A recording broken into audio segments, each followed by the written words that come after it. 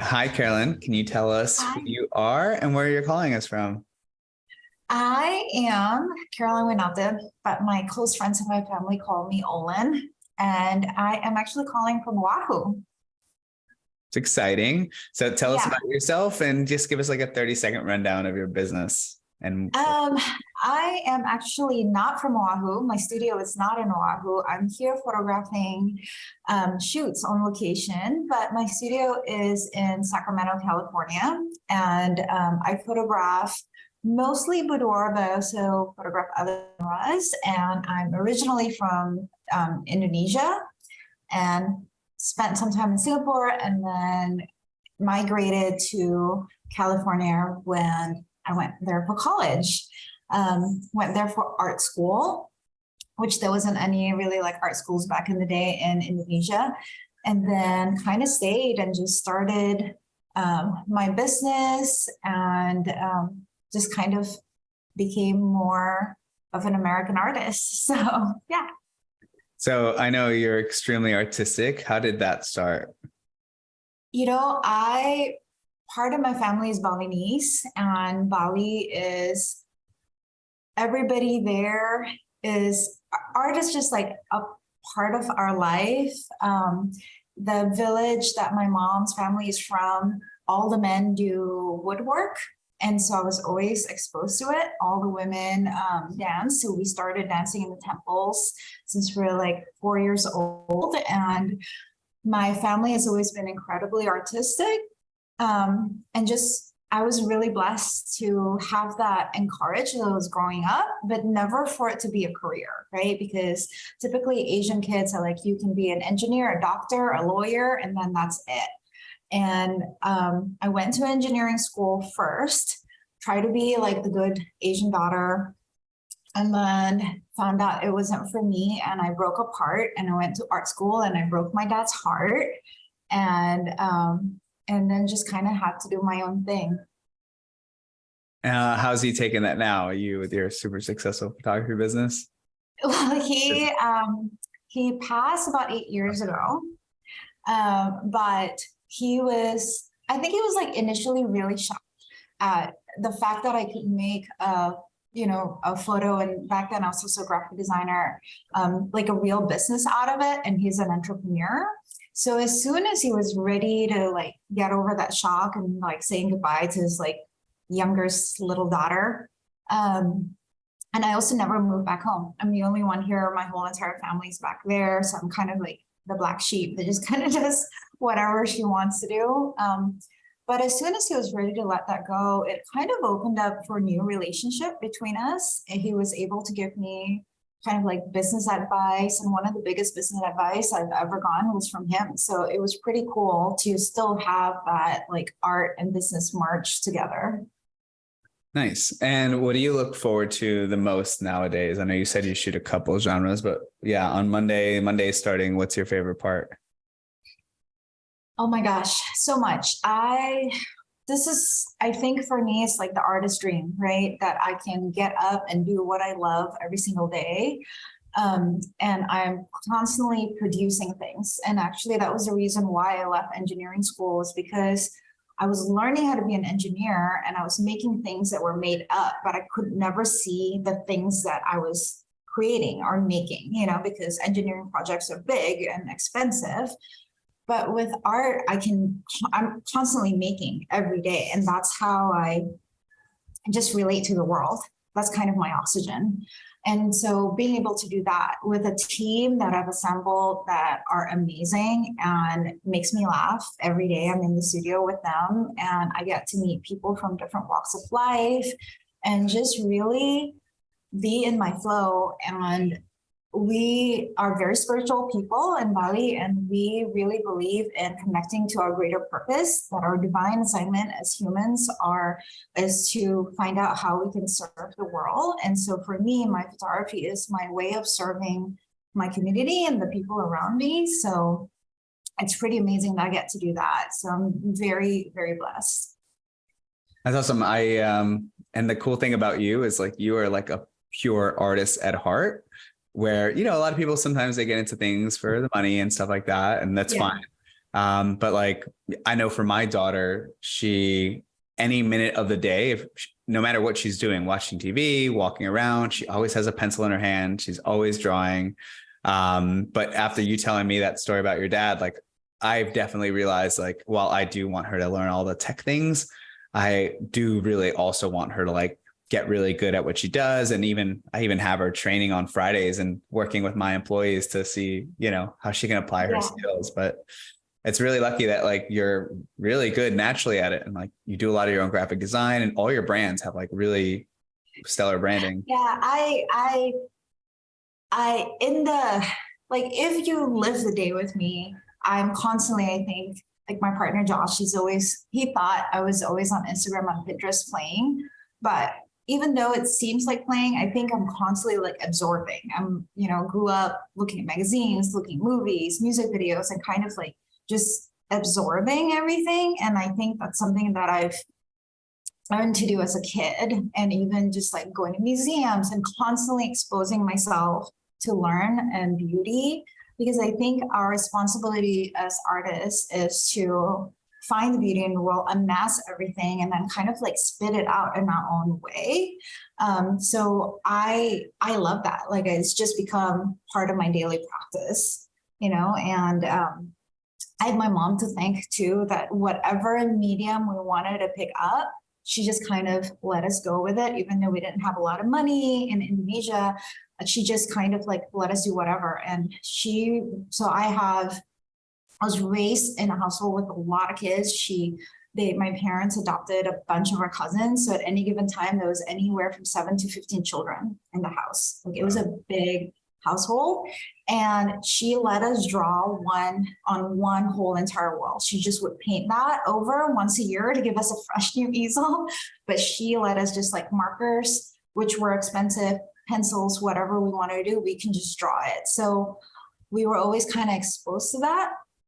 And then the other thing that I'm really blessed with is that in Bali and a lot of, I think, poorer nations and all of Indonesia, we are raised with the notion that our happiness comes when we're aligned with our divine purpose and what we are supposed to do in the flow. And it's not in financial terms, in monetary forms. So, and once you're aligned with that, the universe will take care of you because you're doing what the universe is supposed to have you do. Like you're fulfilling your duties as a human.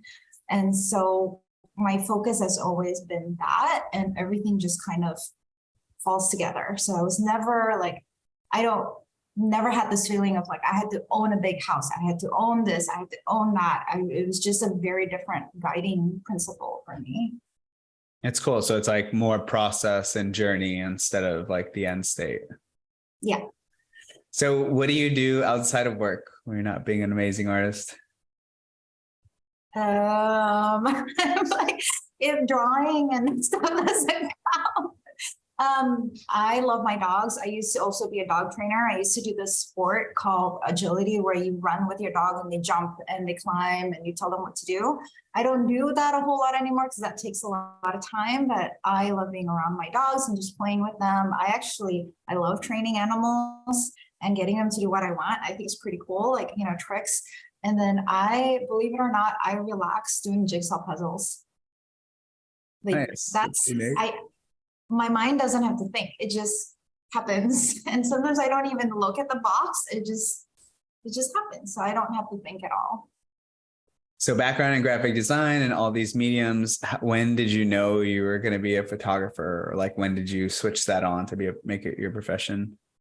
It's so funny. So like way back when I actually started art school with a photography concentration. And this was before digital, this was only film. And I remember going to college, like starting my class in the morning. It was dark, especially in the wintertime. I come out of the dark room and it was dark. And I felt like a vampire, almost like I never see the sunlight. And it was starting to just really bug me because being Indonesian, we're always out, and then I started getting a skin reaction to the fixer, the old chemicals and things like that. And I switched to graphic design because I just like the fumes in the dark room and everything. It just wasn't jiving right with my body. I switched to graphic design. And it was actually really hard for me to just pick one thing to focus on in terms of art and design, because I love painting, I love drawing, And it wasn't until years after that I was at a dog competition. I had a digital camera, and I started taking pictures of my friends' dogs, because we would be there for an hour, not doing anything, waiting for our next run in the competition.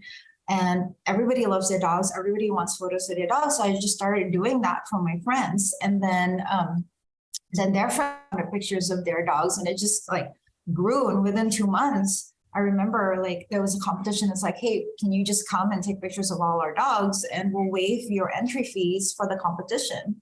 And then I was like doing graphic design and juggling that while that was growing. So that's kind of how it grew. It was just kind of more organic. What year was that when you were started with the dogs? Oh my gosh, I think it was like 2000. Wow, 2000. Yeah, maybe like 2000, 2002. I wasn't done with school yet, and I was still just trying to juggle all the stuff. So yeah. Okay, so the title of this was, we were talking about that movie, Everything All at Once. Yes. So you explained the beginning, but like most photographers would like spend their whole lives trying to like just build one of these. But I actually went through your profile and there was like 6 or 7 different businesses. There's boudoir, which you're exceptional at. There's seniors. There's pets, Giggle and Riot, which is photo booths, and of course, weddings. So yeah, what order were these built in? And yeah, tell us about that. I think, well, for sure the pets came first, but it was competitive pet photography. It was sport and action. And I actually got to travel around America, work with ESPN, American Kennel Club, Purina, and photograph dogs in competition. And then I started doing weddings, because it's funny, you're missing one side actually. Which one? Brand photos, the branding one. So brand photos by Owen. Is it here? I don't even know if I put it on there yet, because I was like, it's too much. I don't use my Facebook a whole lot anymore. And so from there, I started weddings because I miss telling a story. And yeah, that's the one that's a refer. Yeah. And so I started doing weddings from that. And then I was doing weddings for a while. I was also traveling around the country doing that. I had a lot of fun. And right about towards the end of it, my dad and my brother and my grandma all died together, and I was diagnosed with my chronic illness. I have chronic Hep B, and I got really sick. And so I kind of like had this like come to Jesus moment, like, what do I really want to do? And I started working with more women for boudoir, and found that that was really like where my heart was, and launched that right before COVID, which is awesome. And actually it all turned out great. Like COVID did me wonders, and kept pushing that. And then I had women that were working with me and said, you make us feel so awesome after our photo shoot. Can you help us with our daughters? And I have a teen stepdaughter at that time. And so we started doing teens, and I was photographing her anyways. And I wanted to help the girls right when they were starting to really confront their bodies and issues as a woman, and growing up and teenage years and all this stuff. So that's how that came about. And then my clients was also, can you do my headshots, and can you help me with my branding photos, because I'm also an entrepreneur. And I love doing that because it kind of really ties in with my branding background and all the branding knowledge I have as a graphic designer. That's what I actually focus on as a graphic designer, was identity systems and building brands. So that's how all that came about. And this is like the complete opposite. Anytime I work with photographers, I'm always like, focus on one thing. But I will say most don't ever get to even the proficiency of one of these sites, which is super expensive. Not site, like super expansive and very yeah, just great work. But tell me about weddings. I know you said you got sick doing that, but even before we met and before we started, on this marketing journey, you were already like doing really well. Like, what would you attribute that to? Like, you were doing really well. You had, you were charging a great rate. Like, yeah, how was that journey in weddings? Honestly, I think what remains true for all my genres and all the things that I do, whether it's photography or design or anything, or photo booths, we didn't even touch on that, is the dedication to the nature of the craft itself and to the story and to the client. So first and foremost, I will say that I'm an artist and an artist at heart. The day that I have to stop creating, I will like fall over and die. I honestly will. And that's what happened to me in engineering school, right? Like I felt so small and so squished, like I was deprived of oxygen. And for me, when I'm like creating anything at all, that's how I breathe. And so even with weddings, just remaining really true to my style, my vision, my craft, who I am as a person, who I am as a storyteller, and who my clients are, connecting with really great people and telling their story and just being a conduit for whatever is supposed to come through me from the universe. And I know that that sounds really weird for a lot of people, but that's what in my heart, I believe artists do. Like we're a conduit for the universe to put into physical like form all these things in the world, and whether it's love, stories, whatever it is, that's what my focus is. So tell me, like, if I was to guess, I would say, obviously, you're very dedicated to the creativity, the work, and it speaks for itself. But yeah, one problem that most photographers have is like, some might be extremely talented, but like, then they don't get many bookings or clients, or they never get out of like the just creating for fun. So what did you focus on to like really make this, profitable in a career? Yeah, I think having a great team, especially as you grow, is really important. I'm very, very blessed to have an amazing team of ladies that work with me. And I don't always think of them as working for me. We're a team together, and I value the input. So they are active in the decisions that we make. And they've been pretty amazing.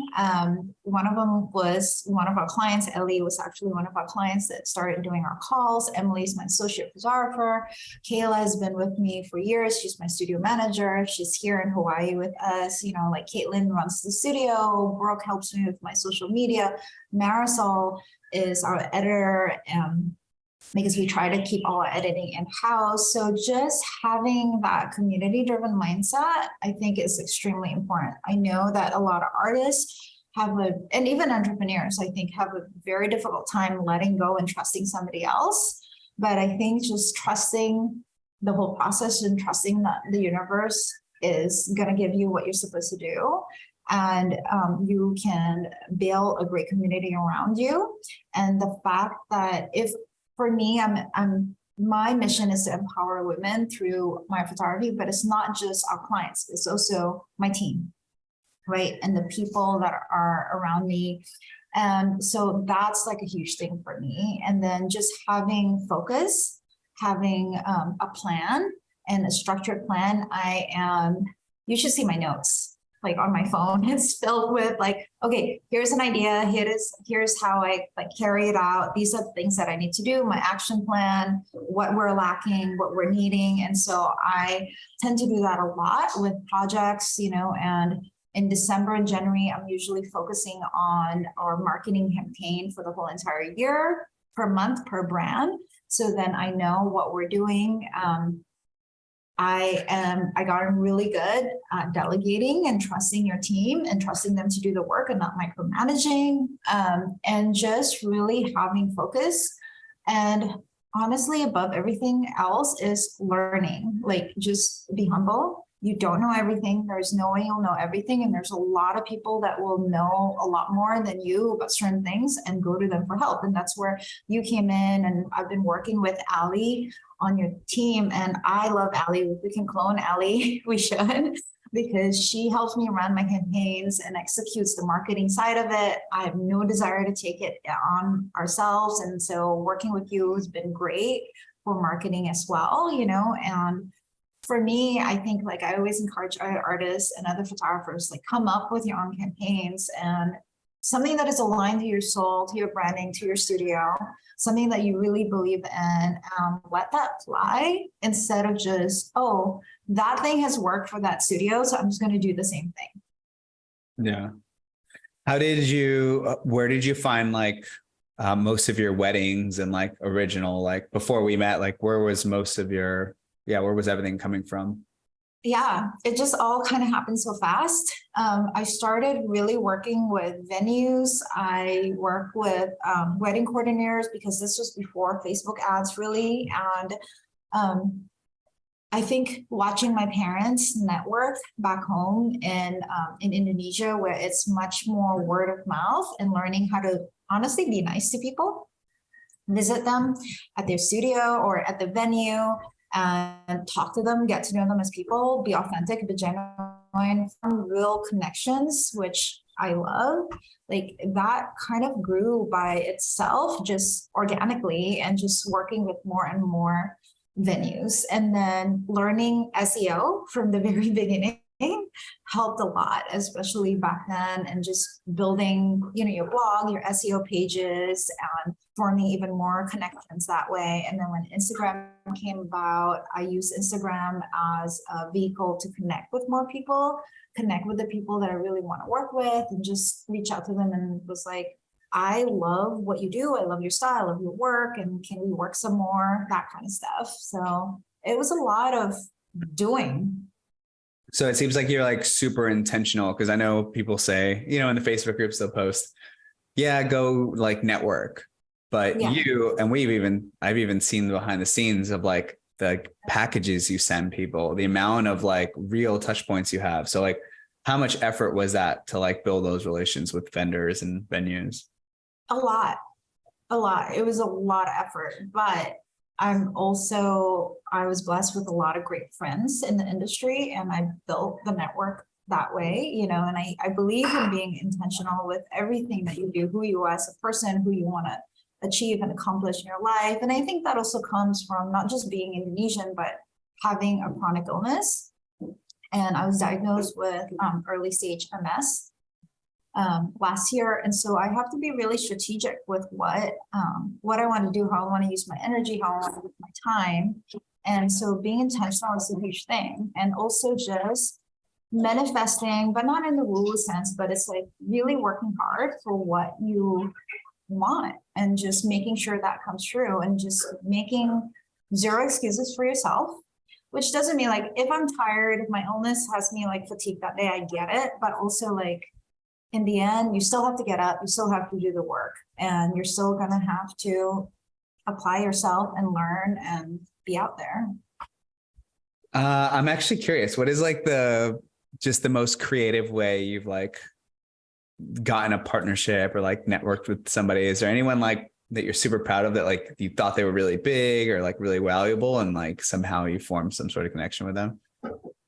That's been like a lot, right? Like, so my partner and I also run a photo booth company, and that became its own beast. That was never spent dollars on it. It was mostly just on SEO and hugely on networking and just like industry contacts.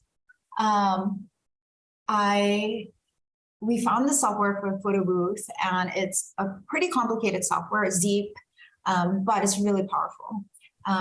It helps to know some programming knowledge. So for me, it was like fun. It was like another puzzle that I could figure out. And I really wanted to know who was designing the software. And it's just one guy doing it all. And he lives in the UK. And I was like, well, I'm never going to go there, and I don't know what was going to happen. And they have Photo Booth Expo, didn't even really know anybody there, but he was coming to speak. And I was relentless. I was like, I want to talk to him. I want to tell him how cool his software is. I want to see what else I can do with it.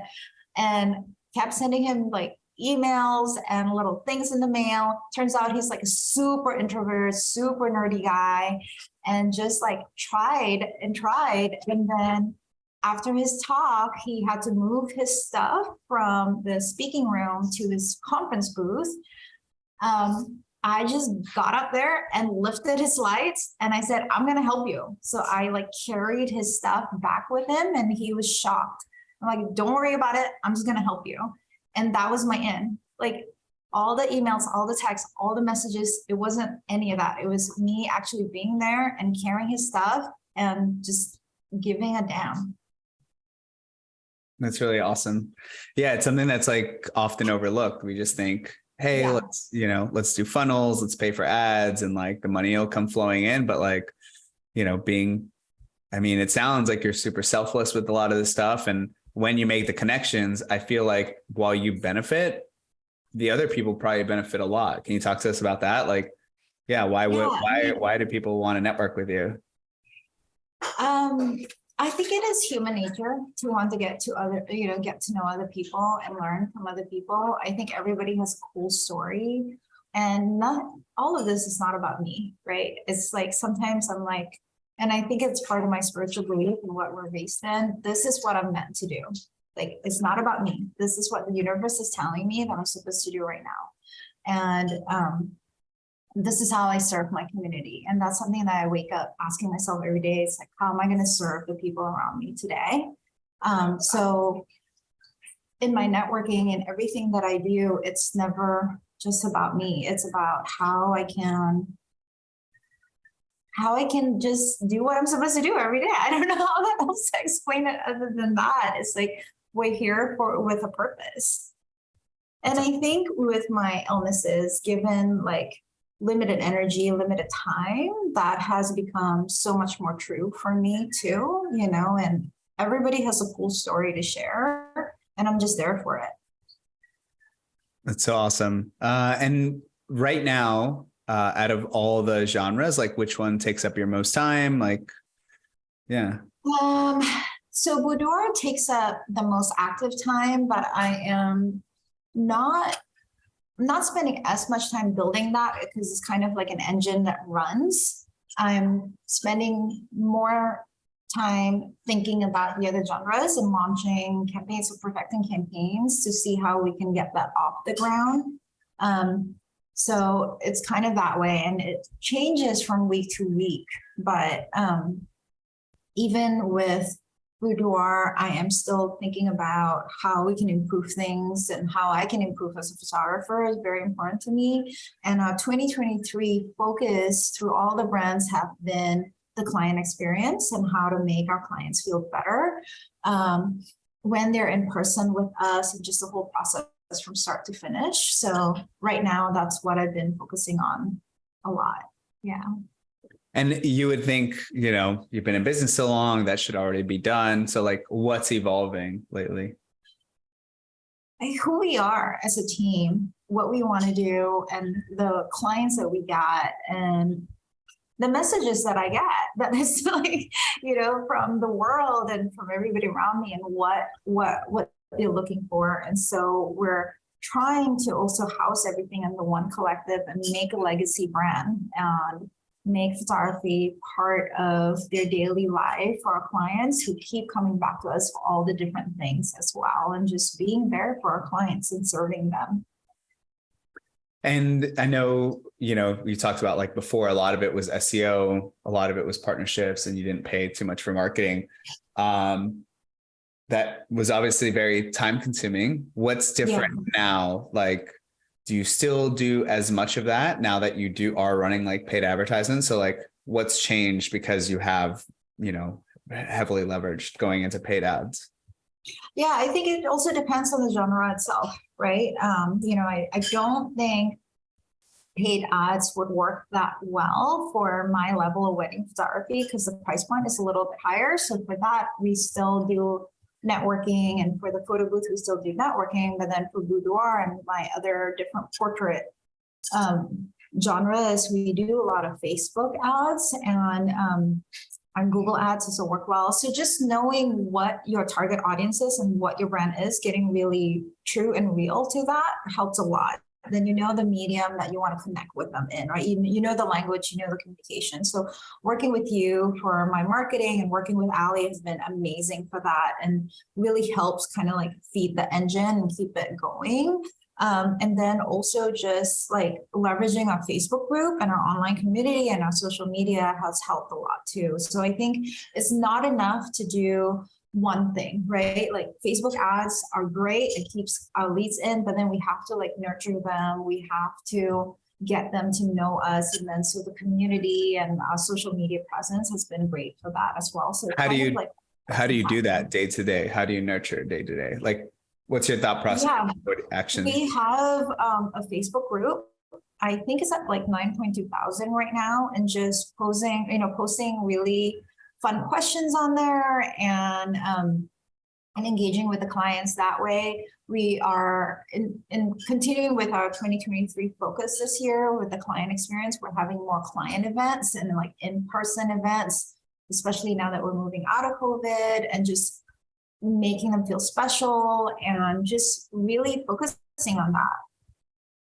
Nice. I will say I had a conversation with Danielle Tercerio, and she talked about how this year we actually started working together, and she'd always been running paid ads. Similar, she reaches out and she has partnerships with local businesses and stuff. But she said that one thing she realized like she wasn't doing was like connecting with every person. Like she wasn't following up through email. She wasn't messaging people. She wasn't going much deeper than like, hey, a couple contact points, and if they didn't book, on to the next. So like, Right. yeah, how's that for you? Is it just you doing it? Is it your team? And like, how do you connect deeper with people? Yeah, it's me and my team, and the whole team believe in the same values. Our business values, our company values are connecting with the clients, actually really caring, like authentically and genuinely caring about people, knowing that what we do does make a change in their life, whatever genre it is, and that boudoir can be really powerful. And so going beyond just like, okay, you're booked. Okay, you're not going to hear from me again. Until like you shoot, like that's not who we are, and that's not what we want to do. And so I have a pretty good amount of people that come back as clients, or they'll have me do their portraits or their family portraits. And I think all that, like when you're building a legacy brand, the only way to do it is to have that connection with people, to have that organic connection. And building a great brand means that you are eliciting an emotional response in people, right? And so any way that you can nurture that is great. So for me, it's through the boudoir group, the Facebook group itself. And then I'm on TikTok. We try to post the stories, anything silly, anything that happens behind the scenes in the studio is great. And hot tip, if you start posting the treats that you love, like the dessert that you love, your clients will bring you those treats. And then if you post your clients bringing that, more clients will bring you more treats. So we end up getting like quite a bit actually. So yeah. For the record, what is that? What's your favorite treat? Well, we have like boba is great, but bagels is great. But I'm also, because of my chronic illness, I'm gluten-free, dairy-free, egg-free. So Josh says that I don't eat anything with a shadow. That's funny. What is the hardest part about running your business day to day now?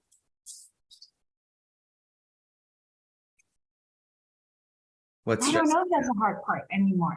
No more? What was it when you were starting? Learning how to be a good leader, I think, is part of it for my team. And that is really important to me. My team is actually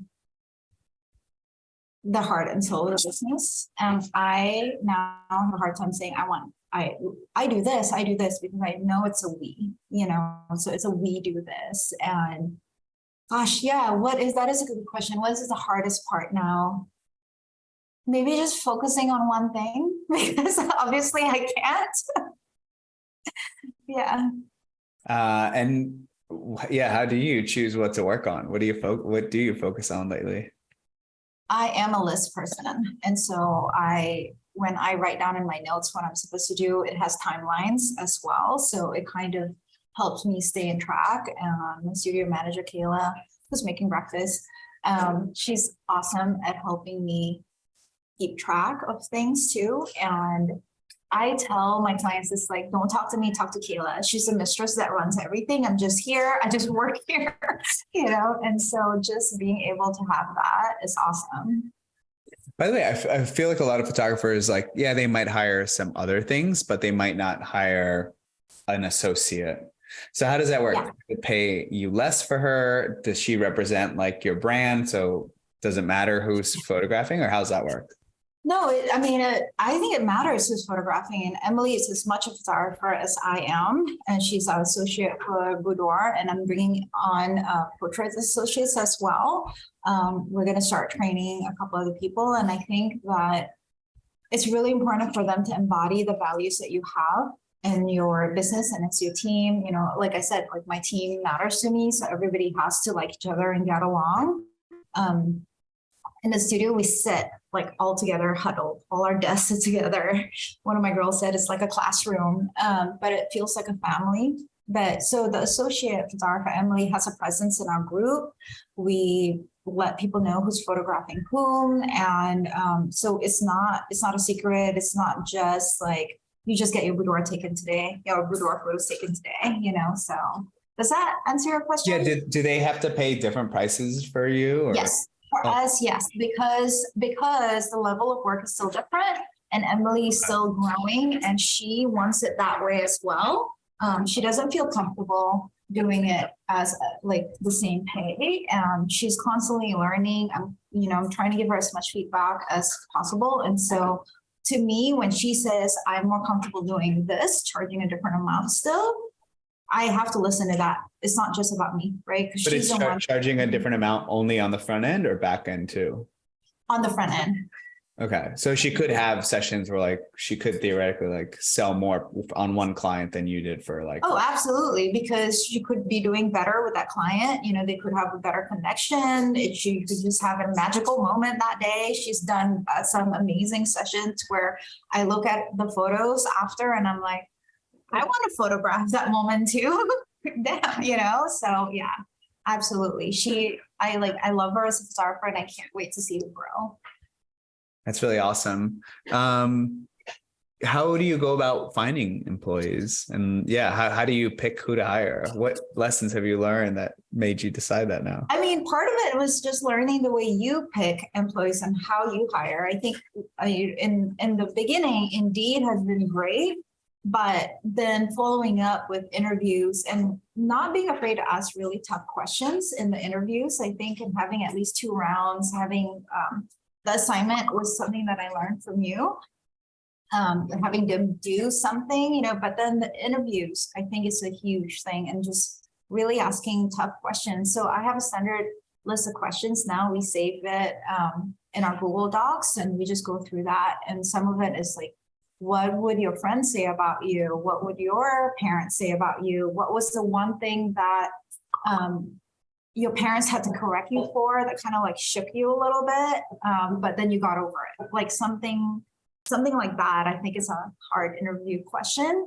And it's not just what they're saying to answer it. I think it's much more their body language and how they're thinking, how they're behaving, and like, you can tell kind of like their body language. Yeah, I think I've gotten 400 or 500 applications in the last couple of weeks. I've hired 3 people in the last, let's just say, since 2023. And sometimes I feel bad on the interviews. Like I know I'm grilling them really hard. And I'll even ask them at the end, like, hey, do you want feedback? Like really what I think? Yeah. And almost everyone says yes. And obviously I have a background as a Marine. I've like trained, I have very high standards for the people that work for me. But I have people that like look great on paper, and then through the interview, they're like, yeah, the last job I worked at, red flags for me are like the last job I worked at, I didn't connect with my boss. My boss didn't appreciate it. And to me, Yeah. those are like really big red flags. And the times that Yeah. I've made exceptions and been like, well, this person seems really intelligent. That was just that one time. No, they'll come in and like, they'll drag the whole team down, excuses Yeah. for everything. And Yeah. so now to me, that's way more like of a cringe situation where it's like uncomfortable to like hire somebody and then have to fire them 4 weeks later. So for me, I'd rather get that like awkwardness out in the front, and then maybe they'll be upset, at the interview or Yeah. being hard, Yeah. but at least they weren't processed through our system, didn't see everything, didn't have them Right. on board for Right. weeks just to be like, hey, this isn't going to be a good fit. Yeah, I mean, I don't think there's any way that you can be 100% like foolproof, right? There's always some people who slip through the cracks, but let's try to keep that number smaller, and for me, I think it's really important, just like what you said, like ask them those really hard questions, especially when it's concerning your values, because you want them to jive with your team, like your current team, because that's like an asset. That's like one of our biggest assets. Like you have a huge team, so it's hard, like when the team is off in a little bit, right? And one person affects another person. So I think being really, really brave to ask people hard questions is a huge deal. But I'm also like, Josh calls me no filter, because sometimes I love asking awkward questions and seeing how people would react. I love making people feel awkward sometimes. And I also like, even in my shoots, I have no shame. I'll ask people stuff. And I think sometimes when you normalize something, when you take the big deal out of something, and when you're asking Yeah. somebody something, it makes it like, oh, it's not a huge deal. You're taking off your underwear and I'm going to ask you about your father, so. Yeah, that's really good. But you are using a lot of Indeed. That's where we post most of our jobs. Yeah. And then, I try to keep an eye out, even if, let's say, I meet somebody in person, I'll tell them to still like, hey, go through the process. This is my Indeed listing, and go through the process, because that at least tells me if they can do all the tech stuff that I'm going to need them to understand, and they can follow the directions and read and like have a resume. So I'll still at least try to do that. Yeah, I've been really lucky. I've hired a bunch of people I know, and it's a lot of people say don't hire people like that, but the thing about people I know is like I know their habits, I know what they're passionate about, I know how they spend their free time. So I'm getting people that like I know they love. The biggest thing I'm looking for on an interview is like, if you're a copywriter or a graphic designer, it's really easy to fake the funk with just school and formalities. But when I ask you so who's your favorite YouTuber in the space? And I know more YouTubers than you in SEO, or I know more you haven't heard of these tools, or you haven't heard of these like courses, and you're just kind of like, yeah, I read a book for school. Like, I really know that like 24/7, you aren't thinking about this, or you're not improving this. You just want a job. So it's been really cool to just get people, because I get people that I give a chance that maybe they didn't go to college for it, but they spend all their free time. And I prefer those people over somebody who like decided they wanted to be an artist at 19 because it's going to get you a job. I want the person that from 10 years old has been like drawing. Yeah, you want the passion, right? You want like somebody with the fire. I think your next graphic design job interview, you should ask them what their favorite font is. What their favorite font is. That's a good one. Yeah, and then you can judge the font choices. No, one thing I did, I hired a kid named Justin. I was working on a page and I had just gone through revisions. So I'll ask people like, hey, like, I'm going to share something with you. Tell me what you don't like about it. And this guy like told me everything I liked about it. And then he was kind of like critical about like the landing top part.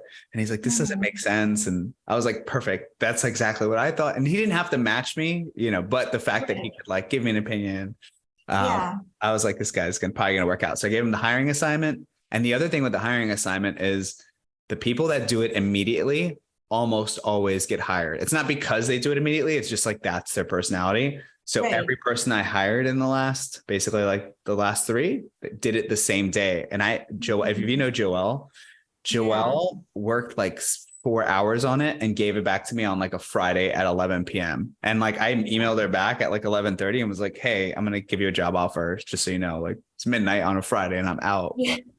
But it's the passion, right? It's like totally the passion. And, you know, and you said a good thing about Justin. I saw his name actually added to the Slack. And I was like, well, I wonder what he does. But it's also like, you want a team that is not just going to be your echo chamber, right? Like I depend on my team for like, okay, so tell me what you think. How is this going to work with your flow? Tell me what you love. Tell me what you don't like, you know, show me what you're seeing, right? You want that feedback, and that's what makes a great team too. And I think as a leader, you have to be humble enough, not have your pride ding just because your team member like disagrees with you in one way. You know, like you want to hear that, because then you're constantly proofing your own stuff against other people, so that by the time something goes live, then you're like, we've got all the problems handled. You know, so that constant feedback, I think, from your team is super necessary. Yeah. And it's so like, I feel like it matches so well, the fact that I put everything all at once. And when I wrote that title, I thought of just you. But now, like talking to you, I'm realizing like, number one, you're still a superwoman, but like you definitely be able to do 400 different genres if it was just you and like an assistant. Like you legit have full blown like employees. You have people that you give a camera to. You have people, you have someone do your sales too, right? Parts of it, yes. And I don't need to do everything by myself, right? Because it's not about me either. I'm not like attached to all of that, the whole process by myself, you know, and other people are here to help me get to the place I'm getting to together. So my team is a huge part of me. Yeah, it's really cool. We're actually having like a team retreat next month. I don't know if you saw that. I know. Well, Allie told me, because I was like, Allie, are you going to be in Vegas? No, I think I might go to Vegas myself. We all went to Vegas last year, and it was like really cool because we don't work together in office. Right. Everyone's remote now. So it's like cool to meet people and like, hey, you're not as tall as I thought you were. Or, hey, you're like just as cool in person. So yeah, it's really cool to meet everyone. But you guys all work in the same office? Everybody except for Ellie. So Ellie is the one person that didn't go through Indeed. Actually, I completely bypassed that because she was a client, had a boudoir session, kind of like had that magical experience that changed her life, gave her a lot of confidence, had another boudoir session, and just really like took off from there. Her confidence and energy change from her boudoir session really changed her life, and was able to let her leave I'm trying to like be really like, I don't want to say too much about her situation, but leave her, give her the energy to leave a bad situation at home. And so she was like the living, breathing embodiment, right? And she was also needing a job that she can do from home because she's a single mom. Her kids are still young. And I'm at this point where I know I want to empower more single moms in my life and people leaving DV situations, because that's also something that happened to me. So there she was. And I was like, okay, the universe is like knocking at my door and throwing her at me and saying you've been wanting more single moms and coming out of DV situations for a while now. So you need to actually do it, you know? And so we brought her in as the person that does all the calls. She works from home, and we'll get on Google Meet. So that's Ellie. And then Kayla actually had to move to New York because her husband is in the Army. And so she's at Watertown, and she left not last year, the year before last. So she'll just patch in on Google Meet. Oh, that's really cool. Yes, we're not all together, but it doesn't make a difference, I think. Yeah. I do have a question, because this is something that a lot of people that comes up a lot whenever people are like on the fence with this. They'll say things like, well, if you hire people, you need a super non-compete so they can't steal your trade secrets. And then they're like super guarded with everything. And one example I had was like, there was a photographer that hired a kind of like a friend. They were like really cool before. But, they ended up losing the person. And when we looked back, one thing I found, and I find this in a lot of the situations that happen like this, is like they try to limit the amount of hours the person works. They, try to keep them out of parts of the business so they don't learn too much of everything, so they can't like leave on their own. And what I find is like they end up siloing the person. They end up making them feel like they're not actually part of it. And it's then a self-fulfilling prophecy, right? yeah, That's and then what it happens because that person's like, I don't have enough hours. I am like shut out of half of the business. I don't have passwords to basic things that I should, right? Like right. I don't have a presence. I don't have an identity. I don't have any autonomy. They don't trust me. Who, like, you wouldn't want to work for somebody that way or with somebody, like that. And I think that I know that people do that, but it comes from a place of fear, right? And you're almost like what you were saying, it's a self-fulfilling prophecy. And I think that like you need to be able to trust your employee. You need to be the first one to trust your employee, right? And I also don't think you should give them everything at once, because that's overwhelming, and then they can like have a meltdown and not come back to work. You need to set them up for success and give them the tools step by step. So for me, a lot of that comes back from my dog training. If you're trying to teach a dog a left-hand turn on a jump, you can't just expect it to do it in one day. You have to build the foundations. You have to tell them, how do you turn left? Which foot do you take first to turn left? Like that's how mechanics work in dogs, right? But you have to break it down to small things, give them the building blocks and set them up for success. And then the really important thing I think is really get to know your team member and know what their strengths are and what their weaknesses are, and play up to the strengths. And then ask them also, like, make them have an active participation in what they want to do and where they want to grow. And so my Caitlin, who's in the studio, I asked her, like, so what do you want to learn more? And she's like, I want to learn how to do headshots. And we're like, okay, that's great, but you're going to have to do this and this. You're going to have to tell people what to do, and you can't be afraid. So I need you to work on that, and then she's been watching me and things like that. So I think that component is very important. So with managing a team, there's always I was in the Marines, so we use a saying called inspect what you expect. So tell me, like, how do you uphold the standard? How do you know that, like, if someone's doing a shoot and you're not there, that like things are going how you design them to go?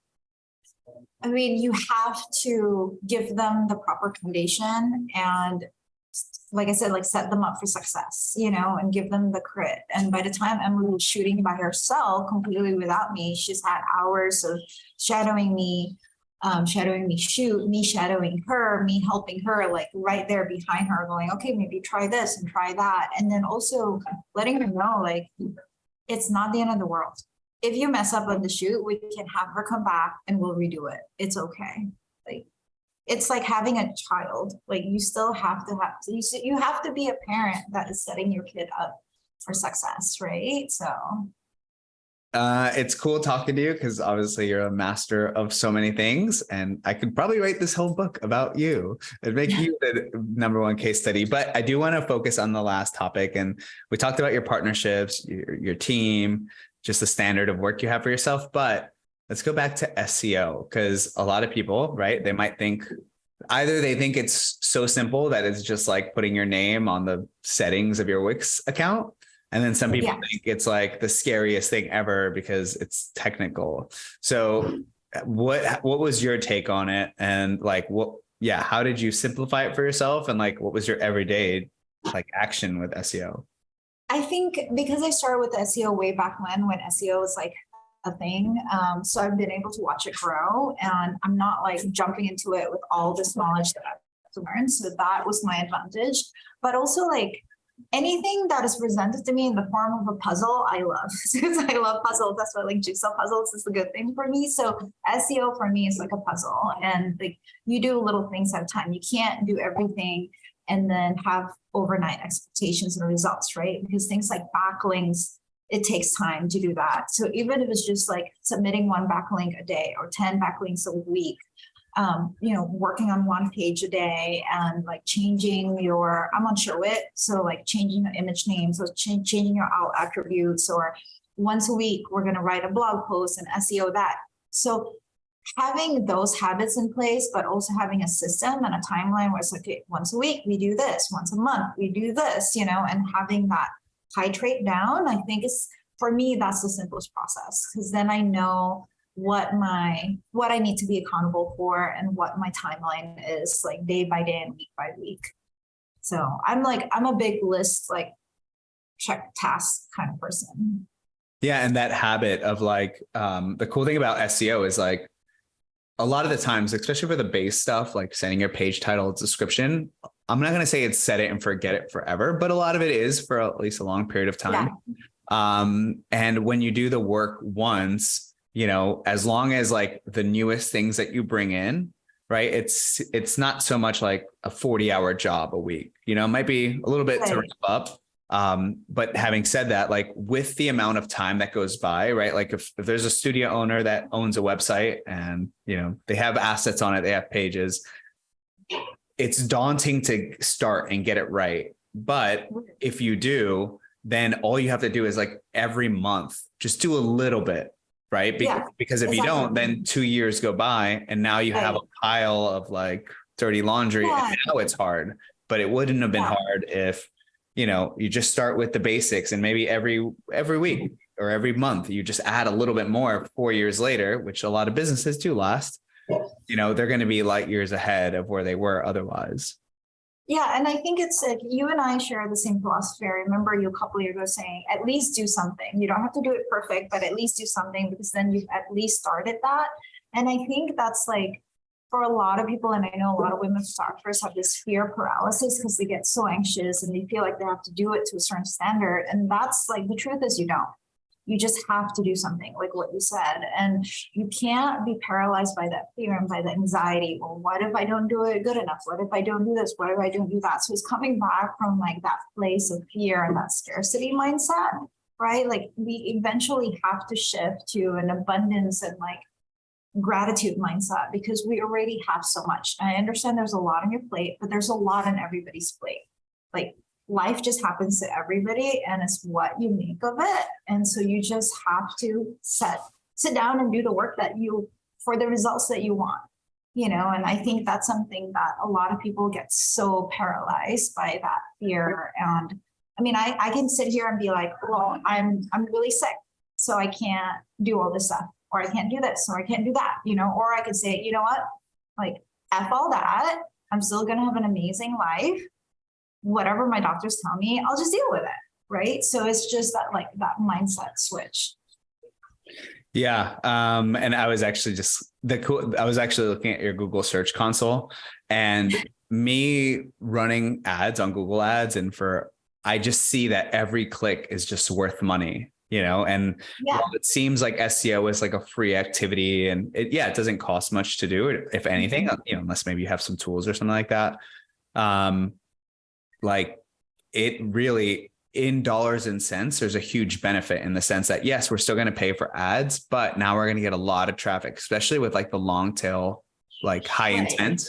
Yeah. I was actually, to me, like high intent, it's kind of like a weird just thought process for people if you're not in the space of SEO.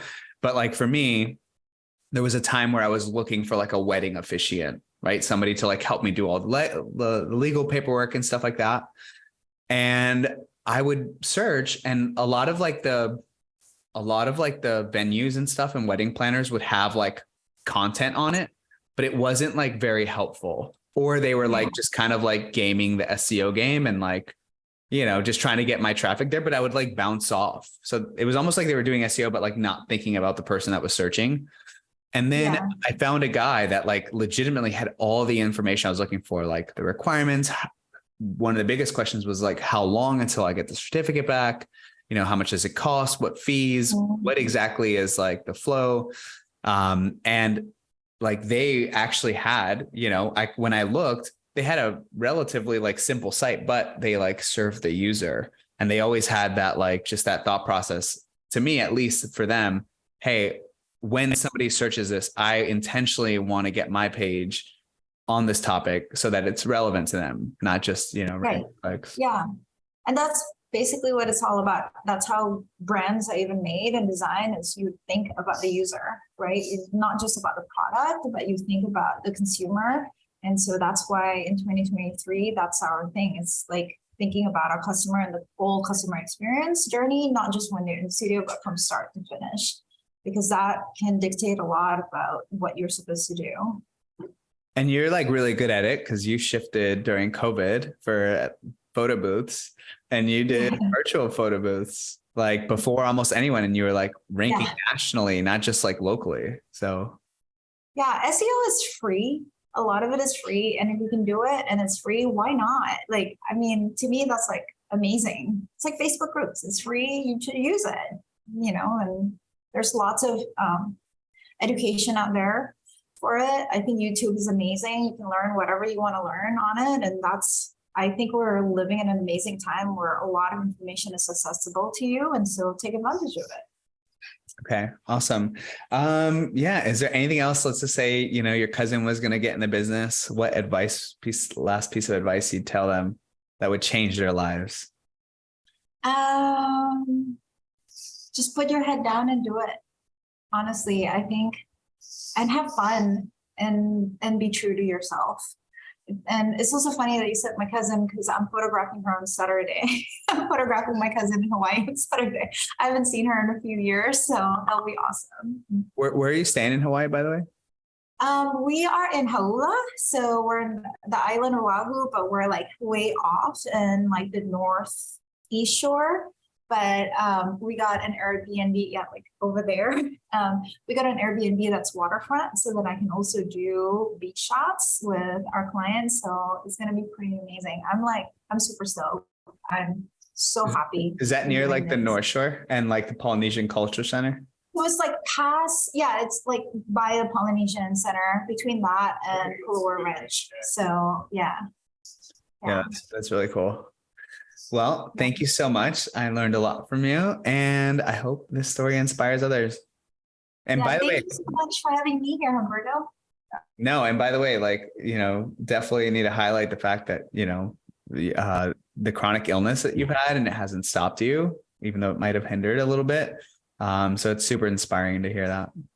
Thank you. Yeah, it's just now it's like a challenge how I can beat that. It's like it's another puzzle. So. I will say that speaking of Hawaii, when I was in Hawaii, I got awful time of my life, but I got pink eye and I couldn't see. Both my eyes were like completely shut. And I'm telling you, I'd never gotten pink eye and I'd never really been like without my sight, but my eyes were shut at points. Like it was just super blurry. Even when I wanted to focus, I would like run saline through my eyes and my eyes wouldn't focus. And I just prayed every night. I was just like, please, I will do anything for my health back. Like the one thing that, you know, you think you want these material things and it's like, no, like having your health, when you start losing it, you start realizing like that is such a huge blessing. Even the basic things you take for granted. Yeah, I think being diagnosed was actually a super huge blessing for me because it really made me be intentional with my life and what my priorities and my values are and who the people that were really important to me. So it's been great. I'm not complaining.